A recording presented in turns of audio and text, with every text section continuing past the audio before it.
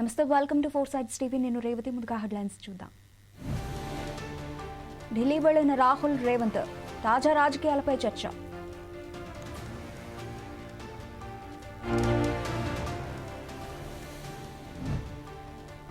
తెలంగాణలో రెండో దశ పంచాయతీ ఎన్నికలు, ఓట్లు వేసేందుకు క్యూ కట్టిన ఓటర్లు.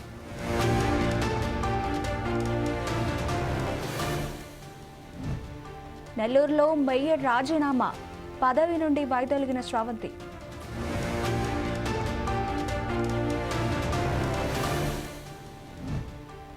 గుడివాడలో భారీ అగ్ని ప్రమాదం, షాపింగ్ కాంప్లెక్స్ దగ్ధం.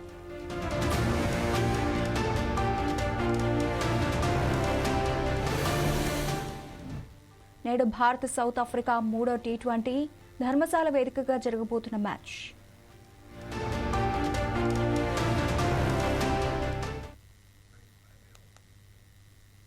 వీటికి డీటెయిల్స్ చూస్తే, తెలంగాణలో రెండో దశ పంచాయతీ ఎన్నికల పోలింగ్ ఈ రోజు మొదలైంది.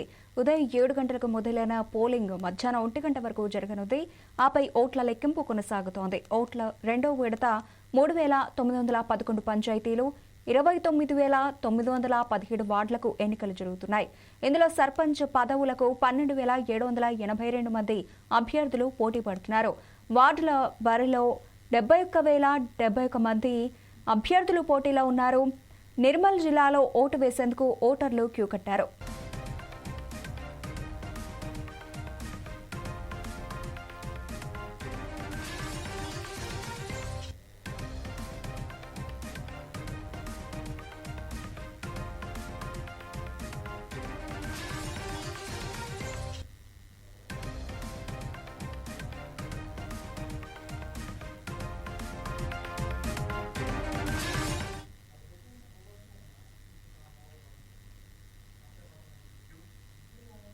ఇక పంచాయతీ ఎన్నికలకు రెండవ విడత పంచాయతీ ఎన్నికల పోలింగ్ కు సంబంధించి మరింత సమాచారం మా ప్రతినిధి రాజేంద్ర ప్రసాద్ అందిస్తారు.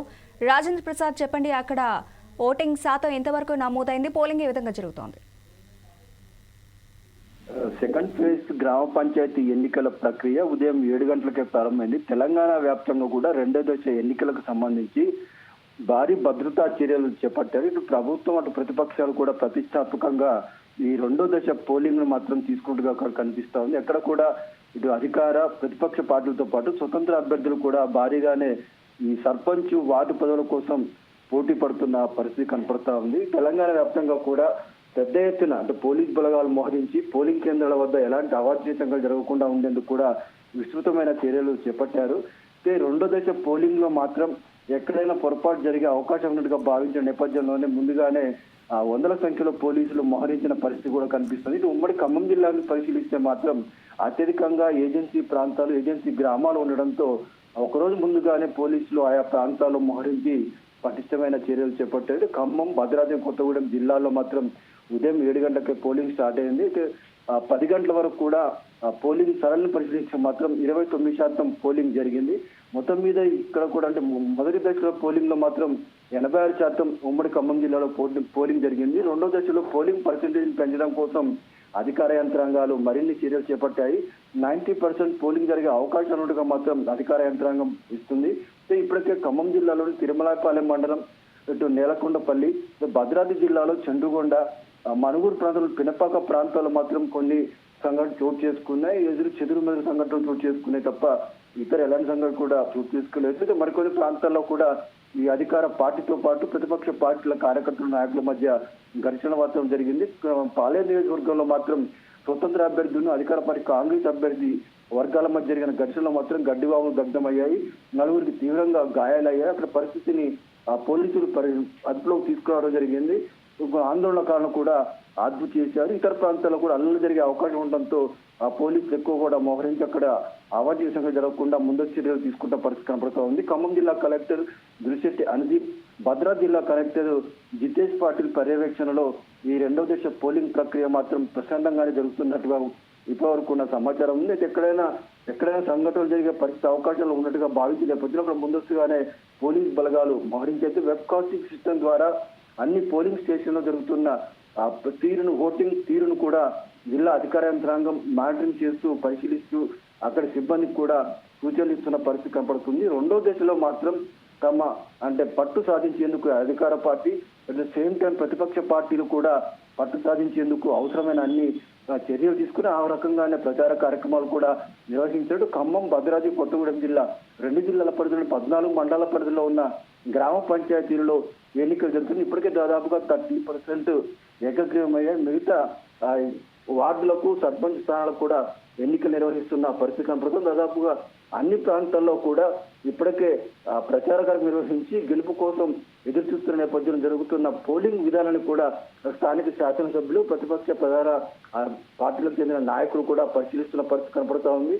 పాలేరు నియోజకవర్గంలోని తిరుమలపల్లి మండలం మాత్రం కొంత ఆందోళనకరణ సంఘటన చోటు చేసుకుంది. అంటే పోలింగ్ ఏజెంట్లను కూడా పోలింగ్ బూత్లకు పోనివ్వకుండా పోలీసులు అడ్డుకున్నారని కొంత అక్కడ ఉద్రిక్త పరిస్థితి ఏర్పడింది. ఇటు పినపాక నియోజకవర్గంలోని మనుగురు ఏరియాలో కూడా 2 వర్గాల మధ్య తీవ్ర స్థాయిలో ఘర్షణ చోటు చేసుకున్నాయి. ఇవన్నిటిని కూడా పరిశీలించి ఇటు జిల్లా అధికారులు మాత్రం అక్కడ కూడా ఎలాంటి చర్యలు తీసుకునే పరిస్థితులు కనిపిస్తా ఉన్నాయి. పోలీసు ఉన్నతాధికారులు మాత్రం ముందస్తు చర్యలతో పాటు ప్రస్తుతం పోలింగ్ జరుగుతున్న ప్రాంతాల్లో కూడా పటిష్టమైన భద్రతా చర్యలు చేపట్టారు. మొత్తం మీద మాత్రం తెలంగాణ వ్యాప్తంగా ఈ తీసుకున్న పరిస్థితుల నేపథ్యం మాట ఉమ్మడి ఖమ్మం జిల్లాతో పాటు అన్ని ఏరియాలో కూడా ప్రస్తుతం మాత్రం ప్రశాంతమైన పోలింగ్ జరుగుతున్నట్టుగా చెప్పవచ్చు. రేవతి, రాజేంద్ర ప్రసాద్, అయితే పోలింగ్ అయితే మధ్యాహ్నం 2 గంటల వరకు అయితే కొనసాగే అవకాశం ఉన్నట్లుగా తెలుస్తోంది. ఇక ఆ తర్వాత లెక్కింపు కానివ్వండి, ఫలితాల విషయానికి సంబంధించి ఎటువంటి కార్యాచరణ ఉండనుంది? మార్నింగ్ 7కి పోలింగ్ స్టార్ట్ అయింది. మధ్యాహ్నం 1 గంట వరకు ఓటింగ్ జరగనుంది. గంట వ్యవధి తర్వాత 2 గంటల నుంచి కౌంటింగ్ ప్రక్రియ కొనసాగుతుంది. కౌంటింగ్ తర్వాత ఉప సర్పంచ్ అభ్యర్థిని కూడా ఎన్నుకోనున్నారు. మొత్తం సిస్టాన్ని కూడా మొదటి దశలో ఏ విధంగా కొనసాగితే 2వ దశలో అదే విధంగా కొనసాగుతున్న పరిస్థితి. అయితే పోలింగ్ సమయంతో పాటు ఓటింగ్ సమయంలో కూడా ఎక్కడ ఎలాంటి ఇబ్బంది జరగకుండా ఉండేందుకు కూడా పటిష్టమైన భద్రతా చర్యలను చేపట్టడం జరిగింది. అయితే ఓటింగ్ తర్వాత కౌంటింగ్ విషయంలో కూడా ఎక్కడ ఇబ్బందులు జరగకుండా కూడా అవసరమైన చర్యలు తీసుకుంటున్నారు. మొదటి దశలో అక్కడక్కడ జరిగిన సంఘటనలు దృష్టిలో పెట్టుకొని సెకండ్ ఫేజ్ లో కూడా అటువంటి పునరావృతం కాకుండా ఉండేందుకు ముందస్తుగానే అధికార యంత్రాంగం, పోలీసు యంత్రాంగం కూడా జాయింట్ ఆపరేషన్ ద్వారా పటిష్టమైన చర్యలు తీసుకుంటున్నారు. 2 గంటల నుంచి మాత్రం కౌంటింగ్ జరగనుంది. ఇప్పుడు 1 గంట వరకు పోలింగ్ ముగిసినప్పటికి కూడా ఆ కేంద్రంలోకి ఒకవేళ ఓటర్లు భారీగా ఉంటే మాత్రం ఆ గేట్లు మూసివేసి ఆ పోలింగ్ ను కూడా కొనసాగిస్తారు. అక్కడ మాత్రం కౌంటింగ్ ఆలస్యమయ్యే అవకాశాలు ఉన్నాయి. మొదటి దశలో కూడా ఈ రకంగానే సాయంత్రం వరకు కూడా పోలింగ్ జరిగిన పరిస్థితులు ఉన్నాయి. ఇప్పుడు 2వ దశలో కూడా ఆ పరిస్థితులు కొన్ని ప్రాంతాల్లో జరిగే అవకాశాలు మాత్రం ఎక్కువగా కనిపిస్తున్నాయి. Revathi, right, thank you Rajendra Prasad.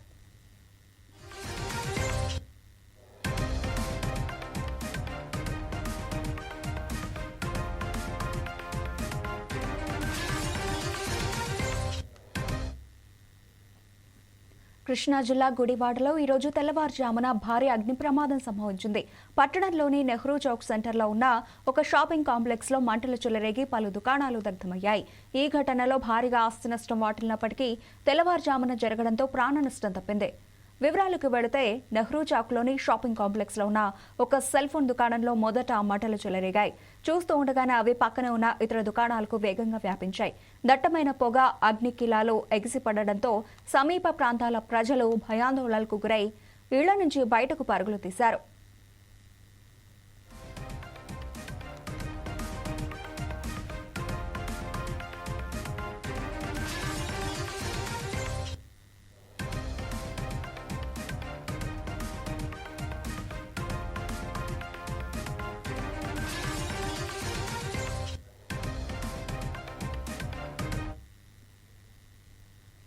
ముఖ్యమంత్రి రేవంత్ రెడ్డిపై మరోసారి తీవ్రంగా ఫైర్ అయ్యారు మాజీ మంత్రి హరీష్ రావు. మెస్సీతో ఫుట్బాల్ ఆడేందుకు టైం ఉంటుంది గానీ అస్వస్థతకు గురైన పిల్లలను చూసేందుకు సీఎం రేవంత్ రెడ్డికి సమయం లేదా అని ఆయన ప్రశ్నించారు. బాగ్లింగంపల్లి గురుకుల పాఠశాలలో కలుషిత ఆహారంతో అస్వస్థతకు గురైన విద్యార్థులను ఆయన పరామర్శించారు. మెస్సీతో ఫుట్బాల్ ఆడేందుకు 100 కోట్ల రూపాయలు ఖర్చు పెట్టకుంటే పిల్లలకు ఏదైనా మంచి హాస్టల్ కట్టి కడుపు నిండా మంచి భోజనం పెట్టొచ్చు కదా అని హరీష్ రావు ప్రశ్నించారు. ముఖ్యమంత్రి రేవంత్ రెడ్డి నోరు విప్పితే అబద్దాలే అని మాజీ మంత్రి హరీష్ రావు తీవ్ర విమర్శలు చేశారు. అవినీతి, అహంకారం, అరాచకంలో కాంగ్రెస్ ప్రభుత్వం రైజింగ్ అంటూ ఎద్దేవా చేశారు. ముఖ్యమంత్రికి ఢిల్లీ వెళ్లే సమయం ఉంది కానీ గురుకులాల్లో అస్వస్థతకు గురైన పిల్లలను పట్టించుకునే సమయం లేదా అని ప్రశ్నించారు.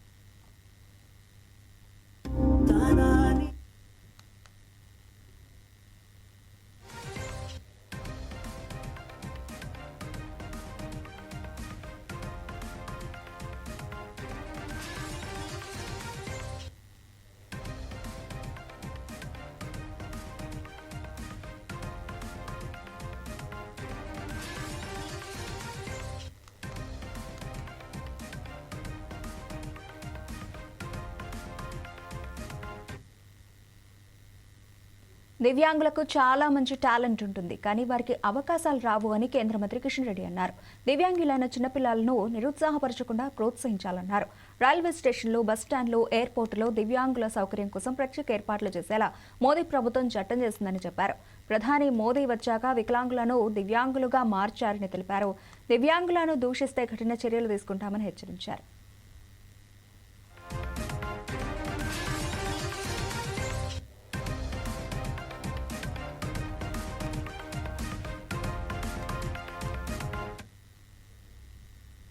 రాష్ట్రంలో జరిగిన స్థానిక సంస్థల ఎన్నికల్లో అధికార కాంగ్రెస్ పార్టీ అధికార దుర్వినియోగానికి, అరాచకాలకు ఎదురొడ్డి నిలిచి అద్భుత విజయం సాధించిన నూతన సర్పంచ్లకు బీఆర్ఎస్ వర్కింగ్ ప్రెసిడెంట్ కేటీఆర్ హృదయపూర్వక శుభాకాంక్షలు తెలిపారు. హైదరాబాద్లోని నందినగర్ నివాసంలో పలు జిల్లాల నుంచి తరలివచ్చిన నూతన సర్పంచ్లు కేటీఆర్ను మర్యాదపూర్వకంగా కలిశారు. వందలాదిగా తరలివచ్చిన సర్పంచ్లు, పార్టీ నేతలతో కేటీఆర్ నివాసం కోలాహలంగా మారింది. ఈ సందర్భంగా కేటీఆర్ మాట్లాడారు. అధికార కాంగ్రెస్ పార్టీ పోలీసులను అడ్డు పెట్టుకుని బలప్రయోగం చేసినా, ఎన్ని అక్రమాలకు పాల్పడినా ప్రజలు మాత్రం భారత రాష్ట్ర సమితి వెంటే నిలిచారని అన్నారు. మొదటి దశ సర్పంచ్ ఎన్నికల్లో బీఆర్ఎస్ మద్దతుదారులు భారీగా గెలవడమే ఇందుకు నిదర్శనమని పేర్కొన్నారు. ప్రజాక్షేత్రంలో గెలిచి వచ్చిన ప్రతి ఒక్కరి పోరాట పటిమను ఆయన అభినందించారు. ముఖ్యమంత్రి రేవంత్ రెడ్డి సొంత నియోజకవర్గమైన కొడంగల్లో బీఆర్ఎస్ పార్టీకి చెందిన సర్పంచులు పదుల సంఖ్యలో విజయం సాధించారు. కొడంగల్ నియోజకవర్గ ఇన్ఛార్జ్ మాజీ ఎమ్మెల్యే పట్నం నరేందర్ రెడ్డి ఆధ్వర్యంలో గెలిచిన సర్పంచులు కేటీఆర్ ను కలిశారు. స్వయంగా ముఖ్యమంత్రి నియోజకవర్గంలోనే ఇంత పెద్ద ఎత్తున మన సర్పంచులు గెలవడం కాంగ్రెస్ పాలన పట్ల ఉన్న తీవ్ర ప్రజా వ్యతిరేకతకు, బీఆర్ఎస్ పట్ల ఉన్న ప్రజా సానుకూలతకు నిదర్శనమని కేటీఆర్ అన్నారు.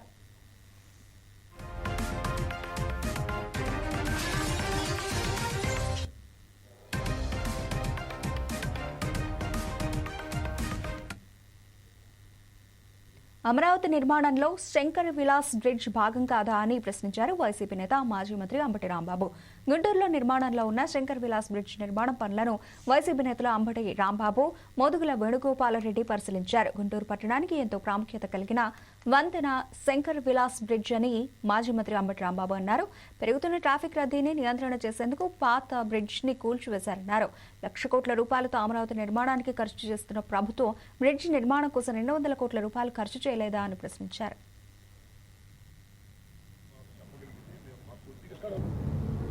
డైమండ్ బాబు గారు, అదేవిధంగా నిమ్మకాయల రాజనారాయణ గారు, ఈ వార్డు కార్పొరేటర్ ఆచార్య గారు, ఇంకా వెంకటరెడ్డి గారు, సుబ్బారెడ్డి గారు, కార్పొరేటర్లు అందుబాటులో ఉన్న వాళ్ళందరం వైఎస్ఆర్ కాంగ్రెస్ పార్టీ తరఫున అందరం కలిసి ఇక్కడ జరుగుతున్నటువంటి బ్రిడ్జ్ వర్క్ని పరిశీలించి, ఇక్కడ స్థానికంగా ఉండి ఈ బ్రిడ్జ్ వల్ల అన్యాయం అవుతున్నటువంటి వ్యాపారస్తులు, నివాసం ఉన్న వారితో మాట్లాడి వారి సమస్యలు తెలుసుకొని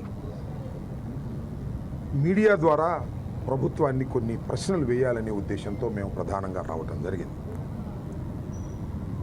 శంకర్ విలాస్ సెంటర్ గురించి నేను ప్రత్యేకంగా చెప్పాల్సిన అవసరం లేదు.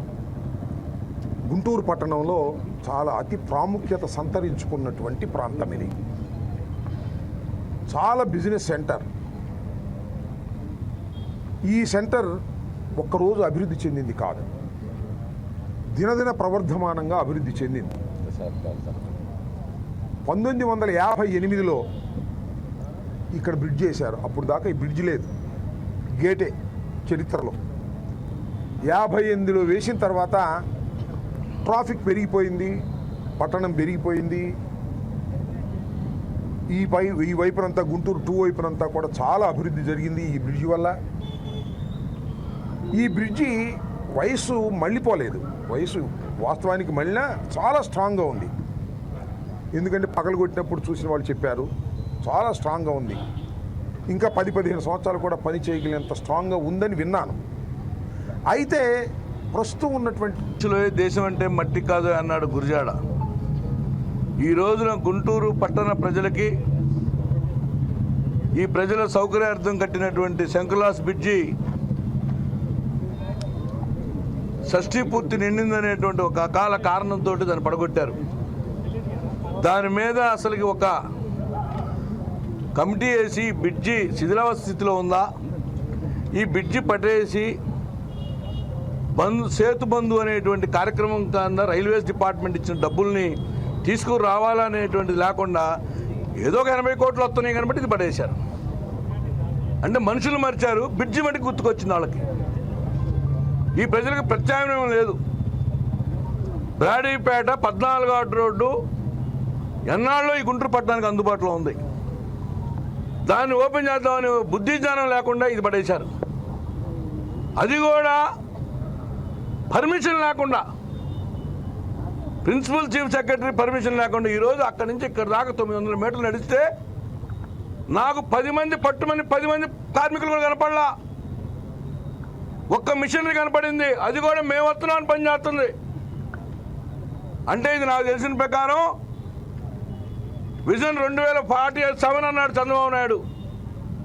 2047కి అవుద్దా అని ప్రశ్నిస్తా ఉన్నా ఈ గవర్నమెంట్ని.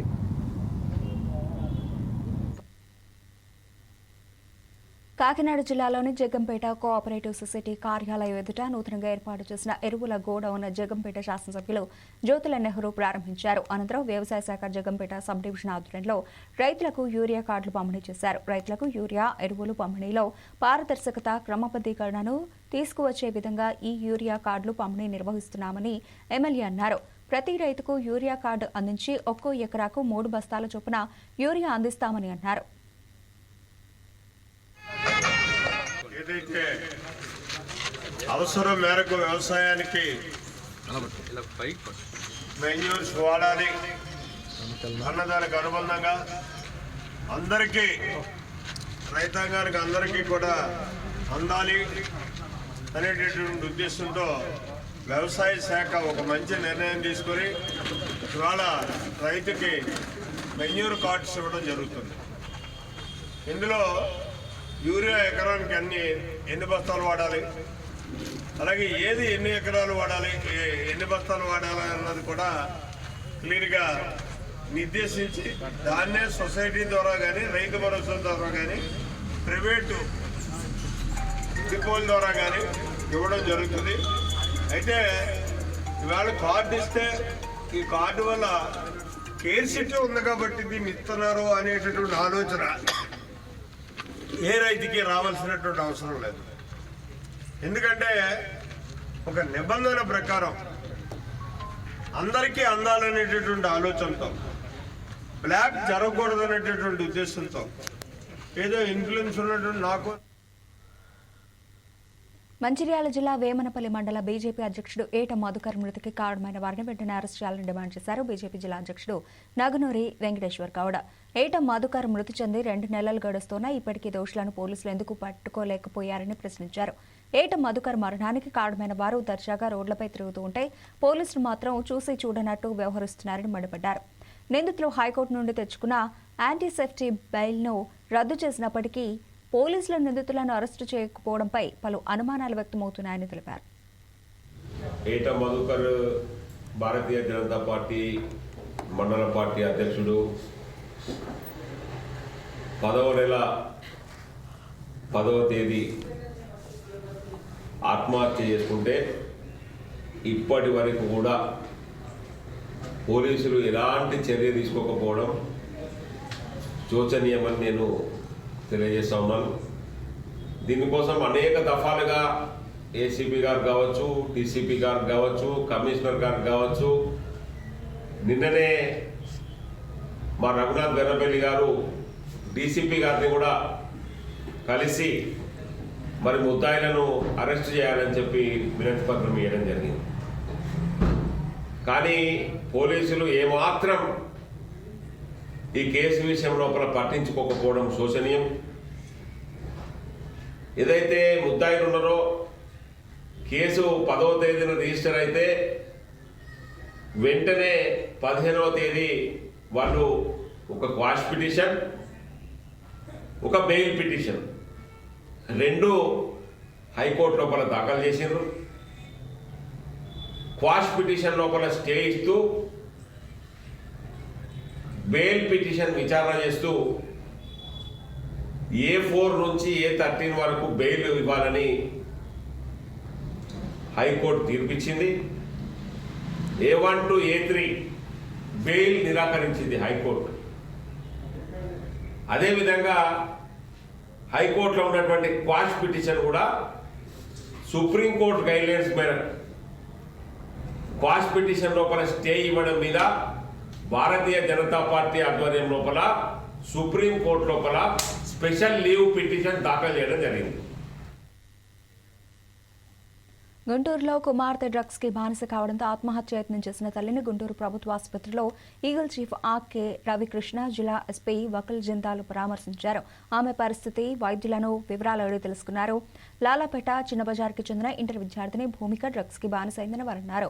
ఇద్దరు యువకులు విద్యార్థినిని డ్రగ్స్ కి బానిసలుగా మార్చారని అన్నారు. యువకులకు ఇన్స్టాగ్రామ్ ద్వారా పరిచయం ఏర్పడిందని తెలిపారు. ప్రేమ ముసుగులో యువతిని డ్రగ్స్ కు బానిసగా మార్చారని అన్నారు. విద్యార్థిని తల్లి ఆత్మహత్య యత్నంపై దర్యాప్తు జరుగుతోందని తెలిపారు.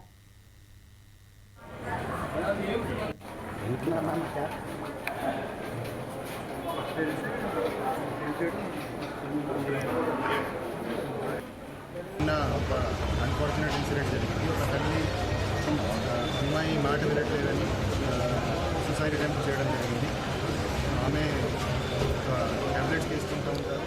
ఆ ట్యాబ్లెట్స్కి ఓవర్డోస్ తీసుకోవడం జరిగింది. విషయం ఏంటంటే అమ్మాయి నుంచి వాళ్ళు ఫోన్ తీసుకున్నారు. అమ్మాయి ఫోన్ మీద లవర్తో మాట్లాడుతుంది. సో ఆ ఫోన్ తీసుకున్నాక అమ్మాయి తిరగబడింది. తర్వాత తల్లిదండ్రులను కొట్టడం జరిగింది. దాని మీద బాధపడి ఈ ఓవర్డోస్ తీసుకోవడం ఆమె జీజీహెచ్కి తీసుకురావడం జరిగింది. ఆమె కండిషన్ స్టేబుల్గా ఉంది. ఆమెను మంచి ట్రీట్మెంట్ ఇవ్వమని నేను జీజీహెచ్ అథారిటీని ఇవ్వడం జరిగింది. అదేవిధంగా దీంట్లో అమ్మాయికి ఎవరైతే అబ్బాయితో పరిచయం అయింది అతని ద్వారా డ్రగ్స్ కూడా తీసుకోవడం స్టార్ట్ చేసిందని ప్రాథమికంగా తెలిసింది. సో అది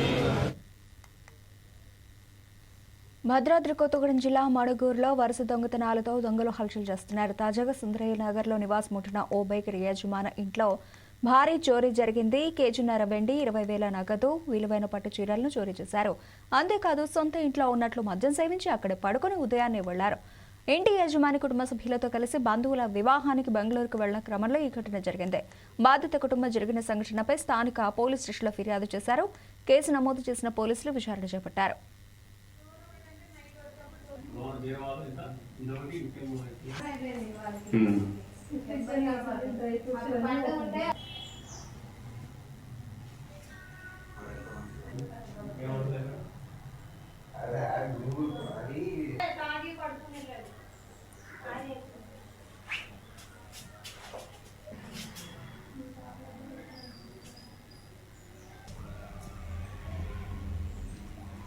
నా పేరు ధరణి అండి. బెంగళూరు బేకరీ. నేను సుందరయ్య నగర నివాసిని. నేను బెంగళూరుకి మ్యారేజ్ నిమిత్తం బెంగళూరు వెళ్ళా. 8 రోజులు వెళ్ళా. మళ్ళీ వచ్చి చూసేసరికి ఇంట్లో దొంగలు పడ్డారు. మొత్తం బీరువాలు మంచం అన్ని చిందరవందరగా వేశారు. దాంట్లో కేజీన్నర వెండి, 20,000 క్యాష్ కూడా పోయింది. మళ్ళీ దొంగ లోపల మందు తాగి అక్కడే పట్టుకొని వెళ్ళాడు. దీని గురించి మణుగూరు పోలీస్ స్టేషన్లో కంప్లైంట్ ఇవ్వడం జరిగింది. పోలీసు వాళ్ళు ఎంక్వైరీ చేస్తున్నారు. రాష్ట్రీయ స్వయం సేవక్ సంఘ్లో ప్రారంభించి నేటికి 100 సంవత్సరాలు పూర్తి చేసుకున్న సందర్భంగా అనకాపల్లి జిల్లా పాయకరావుపేటలో భారీ ర్యాలీ నిర్వహించారు. పాండురంగ స్వామి దేవస్థానం వరకు హిందూ సమ్మేళనం పేరుతో ఆర్ఎస్ఎస్ సభ్యులు విద్యార్థులతో కలిసి ర్యాలీ నిర్వహించారు.